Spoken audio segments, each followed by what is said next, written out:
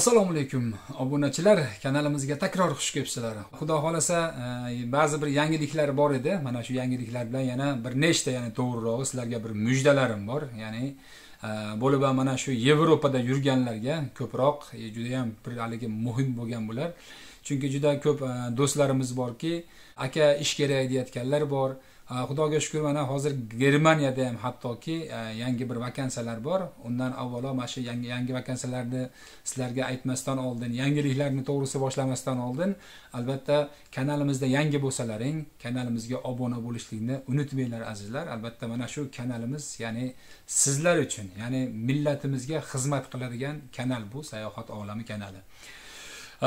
Xo'p azizlar, bundan tashqari eng asosiy narsa mana shu bugungi kunda juda ko'p, ya'ni nelegal yurgan do'stlarimiz bor. Bular ko'pchilik so'rayotgan edi. Zoir aka, shu ID karta qilishni imkoniyatlari bormi deb. Men hozir mana shuni avvalo mana shularni aytay, undan keyin Yevropadagi ishchi zarur bo'lib turgan, shu nima bo'lib turgan vakansiyalar bor. Albatta shularni ham aytib o'taman. Kimda kim murojaat qiladigan bo'lsa, bemalol menga avvalo mana shu Telegramdan, Instagramdan, TikTokdan bemalol chiqib, mana shu yerlardan chiqib bizlarga murojaat qilishlari mumkin.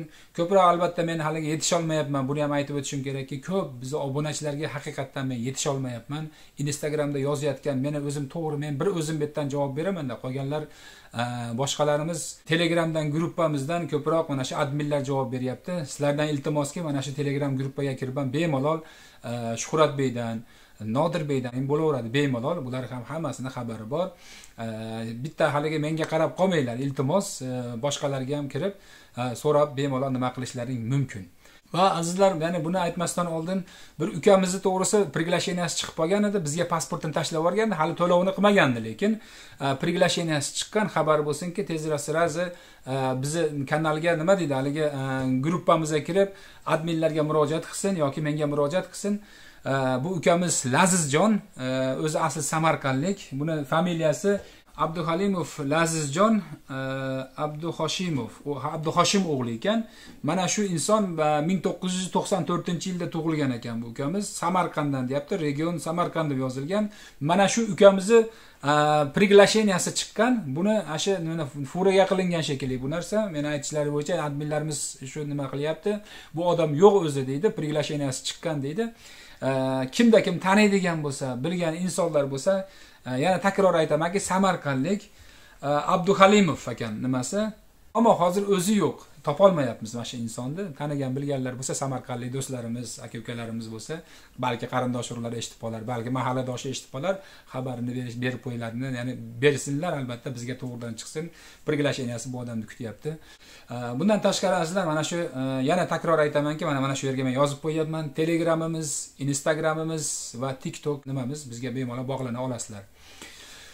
Azizlar, mana shu hozirgi kunda yurgan nelegal insonlar ko'pchilik so'rayapti, Zoir aka, qancha bo'ladi, buni rasxodi qanaqa bo'ladi, qancha nima qilamiz deyapti. Hozirgi kunda mana shu Latviya, Litva, Estoniyada yurganlar, ya'ni to'g'ridan chiqib bizga murojaat qiladigan bo'lsa, siz ishlayotgan yeringizda ham turishingiz imkoni bor. Mana shu Latviyada ishlayapsiz, ID kartangiz tugagan, lekin ishingiz yaxshi, yoki Germaniyada ishlayapsiz, yoki Gollandiyada ishlayapsiz. Shunga o'xshagan butun Yevropa davlatlarining ichida yuribsiz, rohat ishlab yuribsiz, faqatgina sizga shu ID karta yetishmayapti. Chiqinglar, albatta bizga murojaat qilsalaring, mana shu siz xohlagan shu ishingiz yerda turaverasiz, faqat kelib bir mahal, ya'ni 1-2 kun shu vaqtingiz ketadi, kelasiz, podpiska qilib ketishligingizga to'g'ri keladi.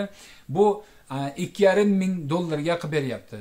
Bilinglarki, ba'zilar so'rashligi mumkin-da, Zoir aka mana $500 ga ham qilib beryapti, $700 ga mana men qildirdim deb insonlar bor, haqiqatan chiqdi. Hattoki men firmamiz bilan gaplashdim. Mana shu priglasheniya, bizga priglasheniya qilib berayotgan firma bu. Men ham so'radim, senlarki nima qimmat?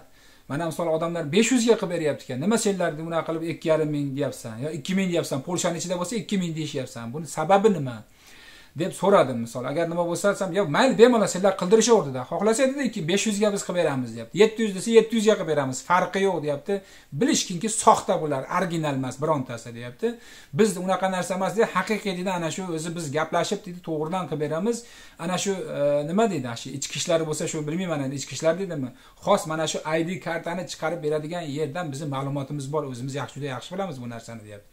soxta bo'lsa deydi, oddiy soxta qilib ham chiqarish problema emas deyapti, 500 ga ham. Kimlardir borki, Zoir aka sizlar juda bir qimmat qilyapsizlar ekan deydi. Yo, bilinglarki, men qimmat qilganim yo'qman. Haqiqatan mana shu insonlar original javob beradi. U deydi, haligi 3 oyda, 4 oyda bo'ladigan narsa emas original deyapti. Hozir ba'zilar chiqadi, aka 2-3 oyda ham chiqib bizga qilgizdik deyapti. Qilgizibsiz-u, soxta qilgizibsiz do'stim. Shundan xabarlaring bo'lsin. Ko'pchilik chiqib mendan so'rayotganligi uchun buni men ochiqini aytayapmanki, men hattoki o'zim shu firma bilan gaplashdim. Nima sababdan senlar shunaqa aytib tushuntirib berishdi. Xohlasalaring dedi, 2 oyda biz chiqarib beramiz, soxta qilib dedi. Ammo ushlasa dedi, enasini emdiradi deb to'g'risini aytib bizga nima qildi. Endi misol mana shu originali kerak bo'ladigan bo'lsa dedi, asha kamida agar Polshani ichida yurgan bo'lsa, nelegal bo'lsa ham deydi, Polshani vizasidan kelgan bo'lsa, biz razрешение работа qilib, boshqatdan bunga приглашение qilamiz dedi va toyinki misol boshqa bir firmada ishlayotgan bo'lsa ham buni nimasini, pulini bitta biz sog'ligini biz to'lab turamiz. Shundan ham misol biroz bir qimmatroqqa ham tushyapti. Bundan tashqari haqiqiy original bo'ladi bizniki. Unaqa bir soxta-moxta ish bo'lmaydi. Biz hech bir yerga pul to'lamasdan qayerdandir bir yerlardan soxta chiqarib bermaymiz deb shundan xabarlaring bo'lsin, haqiqiy original. Bu ham 1,5 yildan 3 yilgacha chiqishligi mumkin. Endi bu bizning qo'limizdagi narsa emas deyapti. Lekin haqiqatan ular tanimiz hammaga 3 yil deb nima qilsak, bu ham bo'lavermaydi. Bu davlat ishi, ya'ni hukumat ishi deyapti. Lekin deydi, original hech bir haligi nima deydi, qo'rqmasdan bemalol rohat Yevropaning ichida aylanib yurishlikka, boshqa bir yerga borib ishlashga misol ish izni bermagan taqdirda ham deydi, qonuniy yurib rohat yura oladi. Ya'ni soxta nima bilan yurmaydi. ID kartalari bilan deb. Shuning uchun ham xabarlaring bo'lsinki, qaranglar, Polshadan tashqarida yurgan insonlar 2,5 ming dollarga qilib beramiz deyapti. Agar Polshada yurgan bo'lsa, ishi yaxshi bo'lsa deydi, bizni firmamizga kelish shart emas deydi, ashetta joyda turib qildirmoqchi bo'ladigan bo'lsa, 2,000 dollarga qilib beramiz deyapti. Va bundan tashqari azizlar, ikkinchi masalaga o'tadigan bo'lsak, haqiqiy yangiliklarga, Polshada shu kurka fabrikasi bilan tovuq haligi zavodida nima deydi, tovuqni go'shtlarini, shu hali sonini alohida, qanotini alohida, Yevropada shunaqa deydi, bizga o'xshab, endi bizda ham hozir shunaqa bo'lib ketgandir O'zbekistonda, betlarda shunaqa hali go'shtlarda alohida qilib upakovka qiladi, paketlaydi. Paketlab, ya'ni sotishga tayyor qiladi. Xabarlaring bo'lsin, mana shunaqa yerda ish bor. Bu nelegal bo'lsa ham qabul qiladi. Yana keyin bular nimangizni qilib bermaydi, ID kartangizni qilib bermaydi, faqat ana shu yo'l bilan qilishlik mumkin. Lekin firma mashlarning firmasi. Kelib nelegal ishlab turaverasiz, boshqatdan sizga razрешение работа qiladi. Mana shu keyin nima deydi, agar Latviyanikini, Estoniyaniki shunga o'xshagan boshqa bir davlatlarda nimasini tugab ketgan, siz nelegal bo'ladigan bo'lsa, ular qabul qiladi, ammo 2,5 ming dollarga nimangizni ham qilib beradi ID kartangizni. Yo, menga kerak emas, faqat ashakka borib ishlayman deydigan bo'lsalaring ham 18 zlotdan boshlagan ish bor. Xohlagan vaqtlaring, istalaring kechasi kelinglar.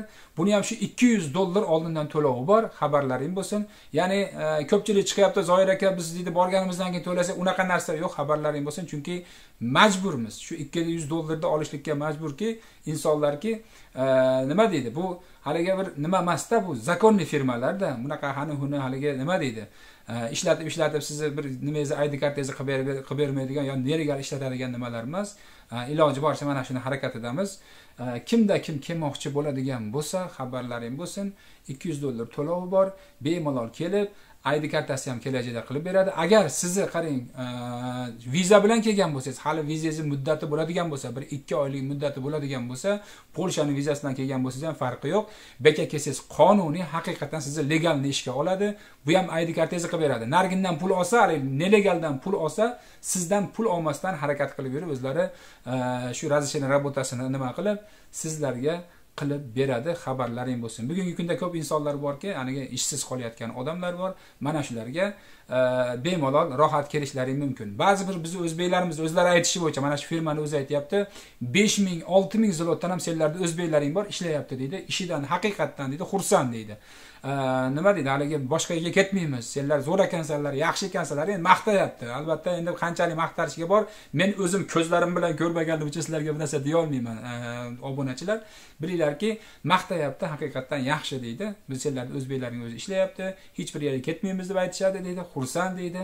Hali zakonni ishlari ana shu nimasi paketlashda ham, kurka fabrikasi ham shunaqa deydi. Xullas sizlar xabarlaring bo'lsinki, men bularni yetkazib qo'yapman. Nelegal inson bo'lasizmi, legalni inson bo'lasizmi, kelaveringlar. Sizda ishlab turaverasizlar, ishsiz qolgan bo'lsalaring ishlab turasizlar. Nelegal insonlarga albatta shu pulun kattaroq bir to'lov qilinadi. Sheka kelib ishlanadi.